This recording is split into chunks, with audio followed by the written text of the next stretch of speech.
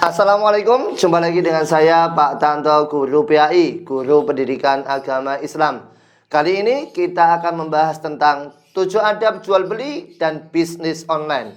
Para pelaku usaha, pedagang, bisnis online, dan anak-anak yang belajar wirausaha harus tahu ini.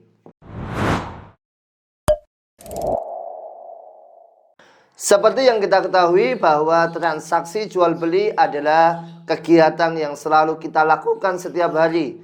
Tidak cuma sekali, bahkan berkali-kali. Bisa di warung, bisa di pasar, bisa di swalayan, bisa di minimarket, bisa di mall. Bahkan sekarang ada toko online, marketplace, yang kemudian antara penjual dan pembeli tidak saling jumpa. Tapi apapun itu, yang namanya jual beli harus memakai ilmu. Ada banyak ilmu ketika kita berkecimpung di dunia perdagangan, wirausaha, dan bisnis. Ada namanya rukun jual beli, ada namanya jual beli yang dilarang, jual beli yang diperbolehkan. Banyak sekali sehingga ilmu-ilmu ini harus dikuasai. Bahkan karena saking pentingnya menguasai ilmu perdagangan sebelum kita melakukan perdagangan, sebelum kita melakukan bisnis, sampai Khalifah Umar bin Khattab radhiyallahu anhu menyatakan, la bai'u fi sukina ila man yafqahu. Tidak boleh orang yang berjualan di pasar kami kecuali orang yang sudah faqih, kecuali orang yang sudah berilmu. Kalau nggak berilmu nggak boleh jualan. Kalau nggak berilmu dilarang jualan. Kenapa? Salah satu akibatnya nanti adalah wa ila akala riba. Karena jika tidak tahu, tidak paham ilmu, maka dia akan menerjang riba. Riba adalah salah satu jenis alat tukar, jenis transaksi yang dilarang dalam Islam. Yang pada umumnya adalah kalau sampai tidak mengetahui ilmu perdagangan, nanti bisa mendapatkan dosa. Alih-alih pengen mendapatkan pahala, pengen mendapatkan keuntungan ketika dagang, karena nggak tahu ilmunya, malah dapat dosa, malah celaka di akhirat. Na'udzubillah. Maka setidaknya kita hari ini belajar dulu tentang 7 adab jual beli dan bisnis online. Masih banyak ilmu yang lain, tapi kita belajar tentang 7 adab jual beli dan bisnis online. Adab yang pertama adalah jujur. Rasulullah SAW menyatakan, man ghosana falaisa minna. Barang siapa yang berbuat curang kepada kami, maka dia bukan dari golongan kami. Hadis riwayat At-Tabrani. Tidak boleh ketika jual beli itu melakukan kecurangan. Tidak boleh ketika jual beli itu menipu. Tidak boleh. Ya. Di antara perbuatan yang tidak jujur, di antaranya menutupi keburukan barang. Barangnya ini udah cacat, barangnya ini udah jelek, tapi dibagus-bagusin, ditampil-tampilin bagus, padahal dalamnya tidak baik. Di zaman Nabi ada yang jual makanan ditumpuk, kelihatannya di atas bagus, di atasnya kering, tapi begitu tangan Rasulullah masuk bagian bawah basah. Kenapa? Karena bagian bawah ini terkena hujan. Oleh Rasulullah ditanya, kenapa kok ditaruh di bawah? Ya biar nggak tahu, karena ini kena hujan ya Rasulullah. Maka Rasulullah menyatakan ini, man ghosana falaisa minna. Siapa yang curang bukan dari golongan kami. Au kama qala Rasulullah sallallahu alaihi wasallam. Ini enggak boleh menipu dengan menutupi keburukan barang. Yang kedua adalah mengurangi timbangan. Mungkin kalau kita di pasar beli gula, beli sembako yang berbentuk telur, yang berbentuk gas, yang semuanya dalam timbangan. Ingat-ingat ada ayat wailul lil mutaffifin. Celakalah orang yang curang. Siapa mereka? Kalau menimbang barang, salah satunya adalah berlaku curang, berlaku tidak jujur, ya. Kalian mungkin pernah lihat video-video orang yang menimbang dengan cara curang, entah itu dikasih bandol, entah itu barangnya diganti dengan yang jelek. Nah, ini adalah perbuatan yang menipu. Kemudian apa? Barang tidak sesuai pesanan. Ini jelas sekali. Spesifikasinya tidak jelas. Spesifikasinya tidak sesuai yang diharapkan. Nah, ini harus hati-hati. Ataupun perbuatan curang adalah fitnah kepada pedagang lain. Ya, kalau review, kalau penilaian boleh. Tapi kalau bentuknya adalah fitnah, Yang semula bagus dituduh dengan tidak bagus, yang semula pedagang baik dituduh dengan yang tidak baik. Ini namanya fitnah, menjelek-jelekan pedagang lain agar orang lain beli ke tempat kita. Ini nggak boleh, ya. Harus jujur. Ini adab yang pertama. Adab yang kedua adalah jual beli benda yang halal.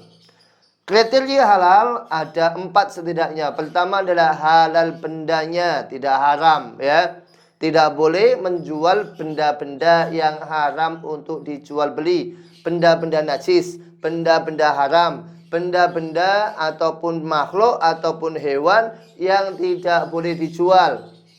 Ini perlu belajar lebih luas, ya. Benda yang haram apa aja? Ya, terutama misalnya minuman keras, babi, hewan anjing, itu adalah hewan yang haram, hewan yang najis dan tidak boleh dijual belikan. Lebih luas lagi, misalnya kalau narkoba, begitu ya, sesuatu yang memabukkan, itu tidak boleh untuk dijual belikan. Ataupun hewan kucing, tidak boleh dijual belikan, ya. Itu adalah halal bendanya. Bendanya harus halal, yang dijual itu harus halal. Kemudian adalah halal cara mendapatkannya, ya. Hati-hati jangan sampai jadi penadah bagi para pembeli. Ini harus tahu, ini kalau tahu itu benda hasil curian ya jangan dibeli, ya. Kalau tahu itu benda hasil maling ya jangan dibeli. Nanti kita yang beli ini disebut penadah. Kenapa? Cara mendapatkannya adalah tidak halal, alias dari curian, dari korupsi, dari maling, begitu. Dan yang ketiga adalah halal prosesnya, tidak boleh memaksa. Kalau nggak jadi beli, awas kamu, tak pukul kamu. Ini adalah paksaan, tidak boleh. Prosesnya juga harus halal.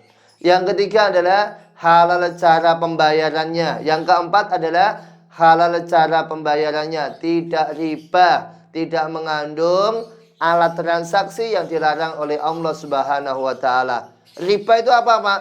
Nah, riba adalah tambahan. Riba adalah bunga yang dilarang oleh Islam. Lebih jauh lagi nanti kapan-kapan insya Allah belajar tentang riba. Ngeri banget, ya. Yang ketiga adalah sopan dan tidak memaksa. Ini adalah poin ketiga dari halal prosesnya tadi, ya, yaitu tidak memaksa. Rasulullah SAW menyatakan innamal bai'u antarodin. Hanyalah jual beli itu sah bila saling ridho di antara kalian. Antara pembeli dan penjual ridho, rela. Memang niatnya jual beli maka hukumnya sah. Tapi ingat, harus halal tadi, ya, harus halal, ya. Meskipun ridho, tapi kalau nggak halal, ya tetap aja dosa. Meskipun rela, suka sama suka, rela sama rela, tapi kalau nggak halal, ya sama saja bohong, ya. Jadi rela dan halal, ya.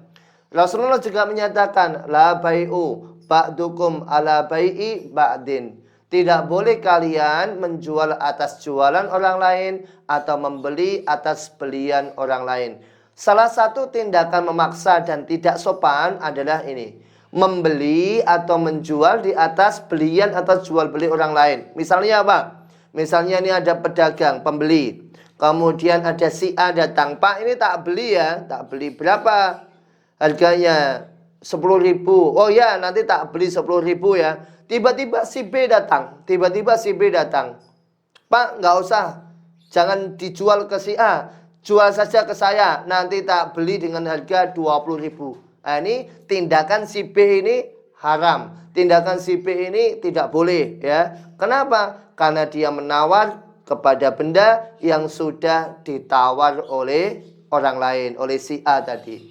Ini kasusnya kalau bendanya cuma satu, ya, bendanya cuma tinggal satu, rebutan. Nah, ini tidak boleh. Tapi kalau stoknya masih banyak, tidak apa-apa, mau jual ke si A, mau ke si B, ke si C, ke si D, tidak apa-apa, stoknya masih banyak. Tapi kalau ini sampai rebutan dengan satu barang ini, si A udah nawar, si B datang, jangan jual ke si A, Pak, tak beli aja 20.000, 2 kali lipat daripada harga dia. Ini tidak boleh, ya, tidak boleh, haram. Ini salah satu perbuatan yang tidak sopan dan memaksa.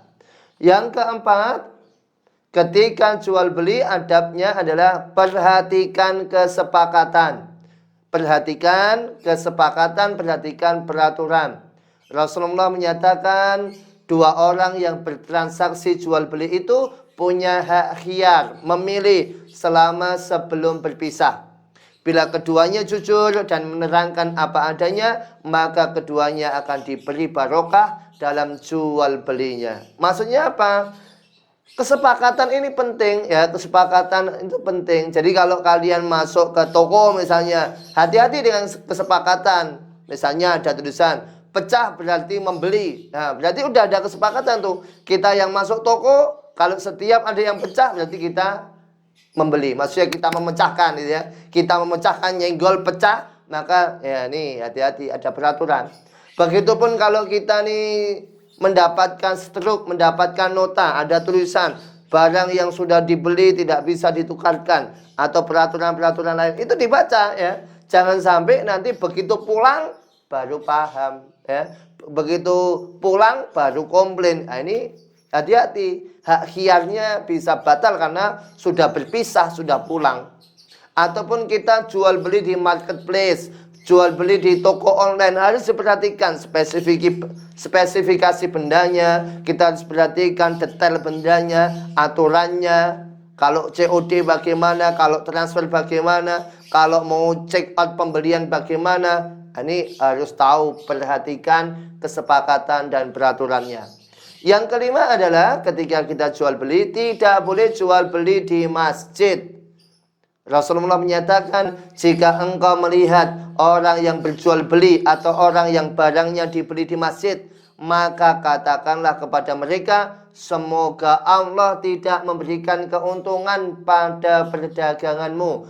La arbahamlahu tijarotaka. Semoga Allah tidak memberikan keuntungan pada perdaganganmu. Loh, ini jarang-jarang loh. Apa itu Rasulullah kok mengajarkan doa yang jelek dalam tanda kutip itu ya. Kok doa kok jelek ini, semoga kamu nggak untung. Kenapa? Karena dia melanggar perbuatan yang lebih besar, yaitu apa? Jual beli di masjid. Ingat, nggak cuma jual beli yang konvensional, ketemu penjual pembeli, termasuk jual beli online. Jangan di masjid. Entah itu pakai aplikasi, pakai gadget ya. Kalau jual beli jangan di masjid ya. Walaupun nggak kelihatan penjualnya, walaupun nggak kelihatan pembelinya, tetapi di masjid melakukan transaksi, jual beli, bayar, membayar. Walaupun online nggak boleh, hati-hati ya. Dan yang keenam adalah adab yang keenam adalah mengucapkan terima kasih. Tentu saja ketika kita diberikan kebaikan, kita mengucapkan terima kasih, kita mengucapkan jazakallah, jazakillah, jazakumullah. Semoga Allah membalas kebaikanmu, semoga Allah memberikan kebaikan kepadamu yang banyak. Ini adalah balasan kepada kita. Di zaman sekarang, terima kasih ya bentuknya adalah review, penilaian. Berapa bintang ini pelayanannya? Bintang 1, bintang 2, bintang 3, bintang 5 ya. Untuk apa? Biar upgrade-nya itu naik, para pedagangnya itu grade-nya naik. Kalau memang pelayanannya bagus, ya kita berikan bintang yang bagus, bintang yang banyak. Kalau pelayanannya buruk, ya kita berikan sesuai dengan apa yang diberikan. Karena ini untuk review orang lain. Orang akan menilai, oh pelayanannya seperti ini, oh kecepatan servisnya seperti ini, kebaikannya servis seperti ini, pelayanannya toko seperti ini. Review kita, bintang kita akan menjadi rujukan kepada orang lain yang juga akan membeli produk yang sama dengan yang kita beli mungkin. Dan yang ketujuh, yang terakhir adalah tidak melalaikan dari ibadah. Rasulullah menyatakan, innat tujaro yub'asuna yaumal qiyamah fujaron. Sesungguhnya para pedagang pada hari kiamat akan dibangkitkan sebagai orang jahat. Ila manittaqo wabaro wasodaqo. Kecuali orang yang bertakwa, berbuat baik dan jujur. Jadi orang yang pedagang itu hakikatnya jahat. Nauzubillah. Hakikatnya itu rugi. Kecuali siapa? Orang yang bertakwa, orang yang berbuat baik, dan orang yang jujur. Maka ketika kita jual beli, entah itu kita sebagai penjual, ataukah kita sebagai pembeli, maka harus hati-hati. Jangan sampai lalai dari ibadah. Banyak yang ke mall lama sekali sampai sholatnya ketinggalan. Banyak yang jual beli di pasar, saking larisnya lupa sholatnya. Banyak yang sibuk dengan online-nya, maka kemudian melalaikan dari sholatnya. Inilah 7 adab jual beli dan bisnis online. Harus hati-hati, jangan sampai terlewat. Ini adalah salah satu ilmu jual beli yang harus dikuasai oleh kita semua, terutama Anda para pedagang, pelaku bisnis online, dan anak-anak yang belajar wirausaha. Semoga berkah jualannya, semoga laris dagangannya. Salam dari saya Pak Tanto Guru PAI. Wassalamualaikum warahmatullahi wabarakatuh.